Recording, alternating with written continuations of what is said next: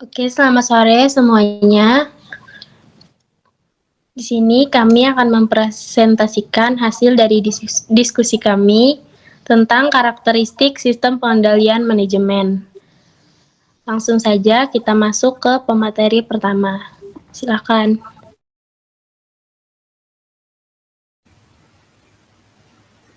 Baik, terima kasih atas kesempatan yang diberikan. Di sini kita akan terlebih dahulu mengetahui apa itu pengertian sistem, pengendalian, dan juga manajemen. Yang pertama yaitu sistem. Sistem itu adalah suatu prosedur yang melaksanakan serangkaian aktivitas yang biasanya dilakukan secara berulang. Karakteristik suatu sistem itu biasanya runtut, terpola, terkoordinasi, dan terdiri dari beberapa langkah yang terkoordinasi untuk mencapai tujuan tertentu. Sistem itu sendiri terdiri dari dua bentuk. Yang pertama itu bentuk sistem informal dan sistem formal. Sistem formal adalah sistem yang memungkinkan pendelegasian otoritas, di mana sistem formal memperjelas struktur atau kebijakan, atau juga bisa disebut prosedur yang harus diikuti oleh anggota organisasi. Contohnya misalnya di organisasi perguruan tinggi. Yang kedua itu sistem informal. Sistem informal itu adalah sistem pengendalian manajemen yang berdimensi hubungan antara pribadi yang ditujukan dalam sistem yang tidak ditujukan dalam sistem formal. Contohnya misalnya pengusaha pedagang kaki lima ataupun seperti pekerja kuli bangunan.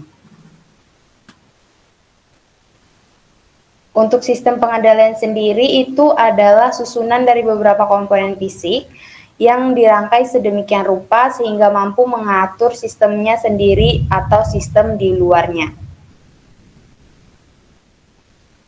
Untuk komponen dari pengendalian itu sendiri, yang pertama itu ada detektor ataupun sensor, itu adalah alat yang digunakan untuk mengidentifikasi. Yang kedua itu asesor atau penilai, itu adalah alat yang digunakan untuk menilai signifikasi yang terjadi biasanya antara peristiwa-peristiwa yang terjadi pada proses pengendalian. Untuk yang ketiga itu efektor ataupun pelaksana, itu adalah alat yang mendorong perilaku ataupun tindakan tertentu jika asetor tadi atau penilai tadi menyatakan bahwa ada yang tidak sesuai atau tidak realistis dengan ketentuan ataupun standar yang berlaku. Yang keempat itu ada communication network, yaitu jaringan komunikasi yang dimana itu adalah transmisi atau informasi dari detektor, asesor, dan efektor tadi.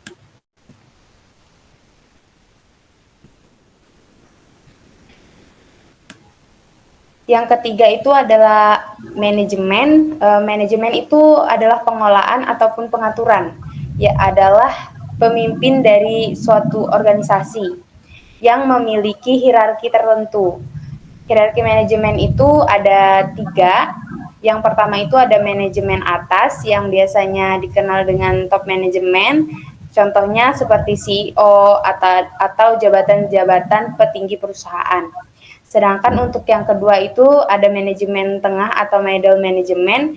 Contohnya seperti kepala departemen, junior eksekutif, sampai kepala cabang. Untuk yang ketiga itu ada manajemen level bawah atau lower level management. Contohnya seperti supervisor, office manager, ataupun mandor.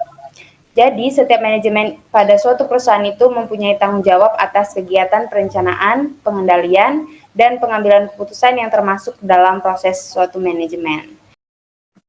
Selanjutnya itu ada karakteristik pengendalian manajemen, yaitu ada 4.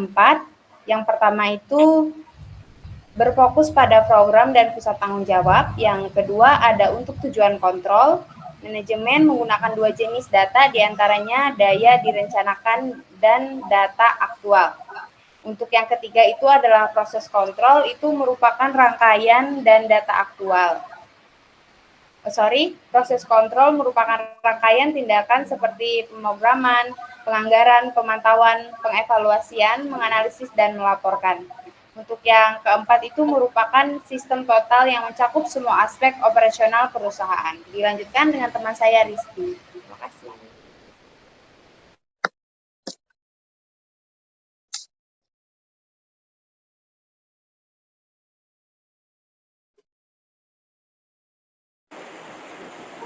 Baik, selanjutnya adalah batasan pengendalian manajemen. Pengendalian manajemen merupakan jembatan antara perencanaan strategis oleh manajemen atas dan pengendalian tugas oleh manajemen bawah atau operasional. Yang artinya adalah memastikan bahwa tindakan-tindakan operasional yang dilakukan di level bawah sejalan dengan rencana strategis yang telah ditetapkan di level atas. Selanjutnya.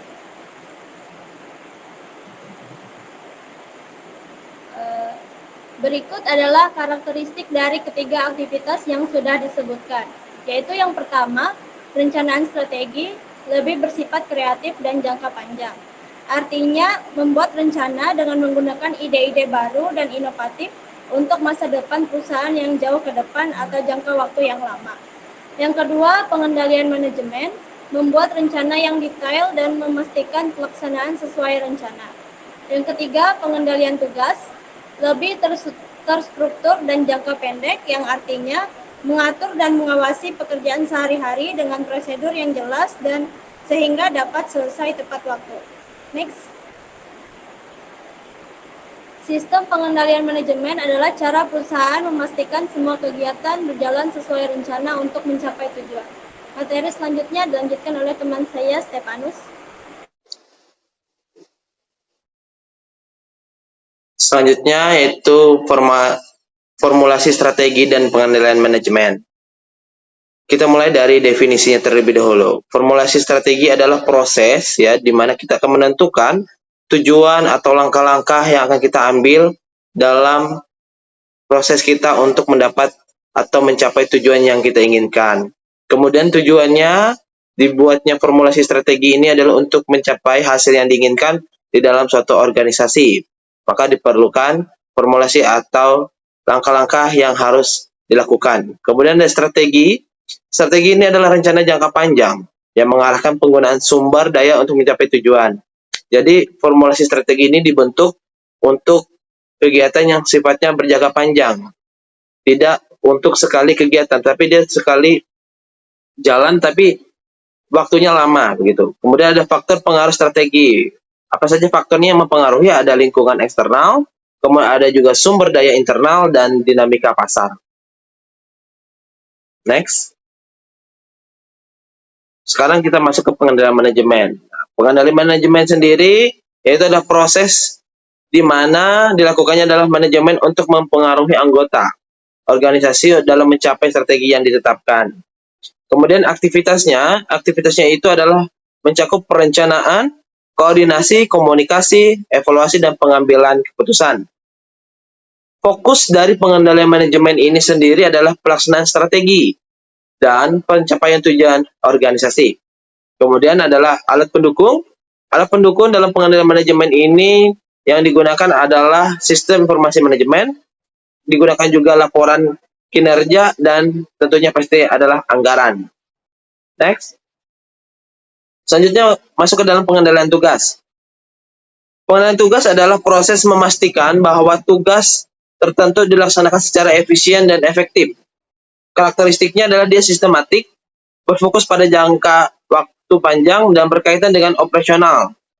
Kemudian ada contohnya adalah pengawasan karyawan, penjadwalan kerja, dan evaluasi kinerja seharian. Untuk pemahaman lebih mudahnya, saya membuat analogi pembangunan sebuah rumah. Formulasi strategi ini digambarkan sebuah desain rumah, kemudian kita memilih bahan bangunannya. Ini adalah formulasi dari strategi. Kemudian untuk pengendalian manajemennya bisa kita ambil contoh seperti mengelola proyek pembangunan, memastikan pekerjaan tetap pada jadwalnya, dan memastikan kualitas pembangunan sesuai dengan desainnya. Ini adalah fungsi dari pengendalian manajemennya sendiri. Kemudian dari fungsi pengendalian tugasnya, kalau dianalogikan dengan pembangunan rumah, memastikan seorang tukang batu memasang batu bata dengan benar, atau seorang tukang listrik memasang kabel dengan benar. Ini adalah bentuk atau dari tugas dari pengendalian. Next. Kemudian ada perbedaan kunci. Yang pertama, sasaran dan strategi. Sasaran adalah apa yang ingin kita capai, sedangkan strategi adalah rencana untuk mencapainya. Sedangkan formulasi strategi dan pengendalian manajemen, formulasi strategi berfokus pada perencanaan jangka panjang, sedangkan pengendalian manajemen berfokus pada pelaksanaan dan pengawasan strategi. Kemudian ada pengendalian tugas versus dengan pengendalian manajemen. Pengendalian tugas berfokus pada aktivitas operasional sehari-hari, sedangkan pengendalian manajemen mencakup pengaruh dan pengawasan terhadap seluruh organisasi untuk mencapai tujuan yang strategis. Demikian presentasi yang dapat kami sampaikan. Kami kembalikan kepada moderator.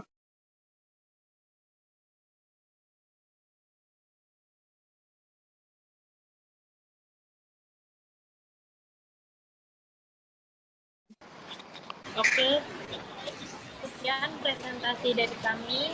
Bila ada salah kata dan perbuatan yang disengaja maupun tidak sengaja, kami mohon maaf. Mungkin itu saja yang bisa dapat kami sampaikan. Terima kasih.